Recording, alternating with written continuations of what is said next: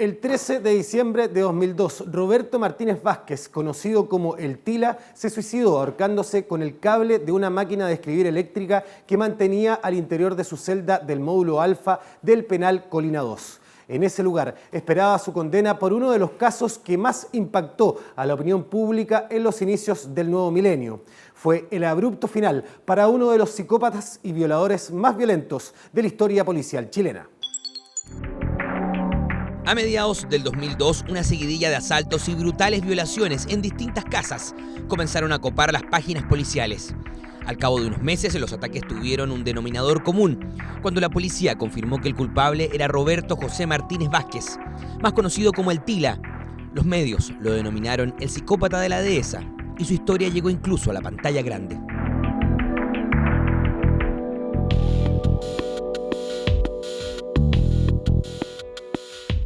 Tila es lo innombrable, es lo que nadie quiere tener cerca de uno, ni de sus hijos, ni de su familia, ni de nadie. Calificado por él mismo como alguien brillante con una pragmática y psicopática inteligencia, pasó su infancia en la población José María Caro, un pasado lleno de pobreza, maltrato y abusos sexuales. Su madre era esquizofrénica y su padre estuvo ausente.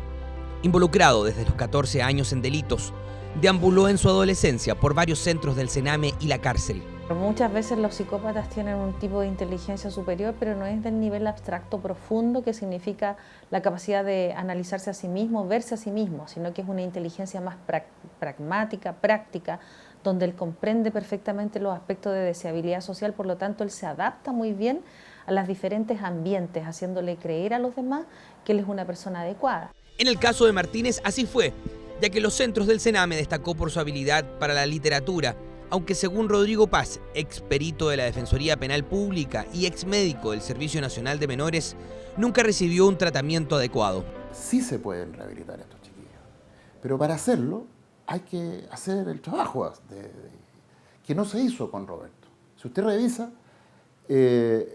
todas las historias, todo lo que se ha escrito, hay un libro, hay películas, hay documentales, múltiples reportajes, yo lo invito a que busque un psiquiatra, un neurólogo, que haya evaluado al niño Roberto, al joven Roberto, alguna vez en el Servicio Nacional de Menores, y no lo va a encontrar.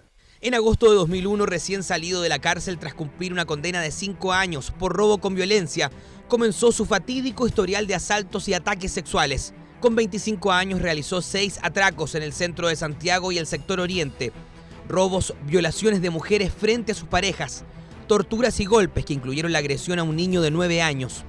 Muchas veces se quedaba por varias horas en las casas de sus víctimas, donde las sometía a una serie de vejámenes, siempre dejando de lado a las asesoras del hogar, a quienes nunca atacó.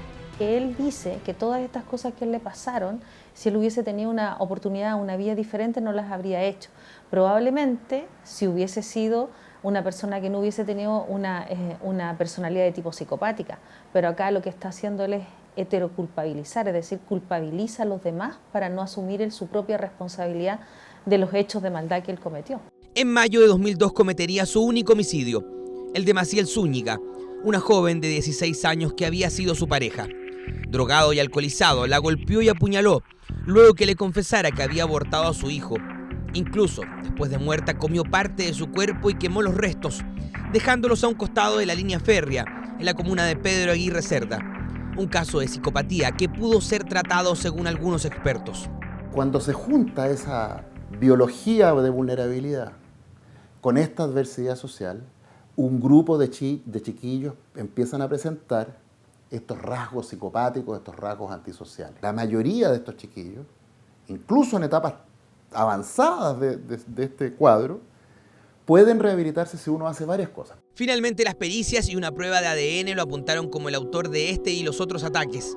En diciembre de 2002, el juez suplente del 31º Juzgado del Crimen de Santiago, Cristian Carvajal Silva, dictó las acusaciones y el Ministerio del Interior se sumó al caso y pidió que Martínez sea sentenciado a la que actualmente es la pena máxima, presidio perpetuo calificado.